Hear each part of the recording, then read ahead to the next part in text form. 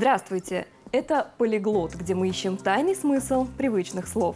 Лингвисты и философы сходятся во мнении, что язык – это не просто способ передачи информации и выражения мысли. Прежде всего, язык – это характер.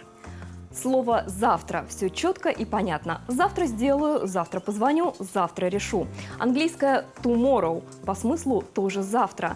В татарском все еще более определенно. Иртеге. Ирте – утро, а иртеге – соответственно утром. Точный ответ, точный срок, точное действие. Но не зря бытует мнение, что чем ближе к экватору обитает человек, тем проще и спокойнее он относится к жизни. А потому в странах Латинской Америки нет обещания завтра. «Маньяна» в их случае переводится как «завтра», но означает просто «не сегодня». Потому «маньяна» может случиться завтра, может послезавтра, а может тянуться неделями. В большинстве языков этот электротехнический прибор называется переключатель или включатель. И это логично. Чтобы свет выключить, его вначале нужно включить. Но русская душа загадочна во всем, поэтому и здесь логика своя. Версий существует много. Версия физическая. Ток течет только по замкнутой цепи, а вот чтобы ее разорвать, как раз и нужен выключатель.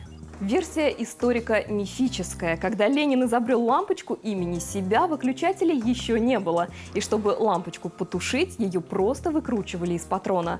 Но такой способ влек за собой некоторые неудобства. Таскать стремянку, залезать на верхотуру, да еще и постараться не обжечься, потому как нагревалась лампочка очень неслабо.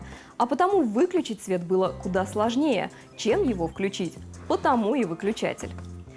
Версия народная и куда более романтичная. Главное – выключить свет, чтобы в потемках можно было набрести на приключения, без которых мятежной русской душе ну просто никак.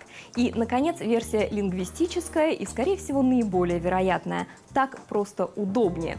3 согласные подряд в слове «включатель» достаточно сложно произнести, а, как мы уже выяснили, усложнений язык не любит. «Сколько тебе лет?» – спрашиваем мы, когда хотим узнать, сколько кому-то лет. Снова логично. Но век победившего капитализма наложил свой отпечаток на англосаксов, а потому у них вопрос задают несколько иначе. Насколько ты старый? How old are you? Потому что old – это не только возраст, но и старость. С точностью до наоборот и куда жизнерадостней формулирует мысль татарский язык. «Сиңа нища яш» – насколько ты молодой, потому что яш – это не только годы, но и молодость.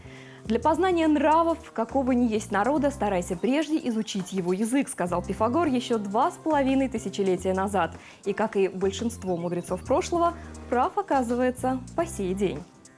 Это был «Полиглот». Мы предлагаем внимательнее слушать, чтобы услышать.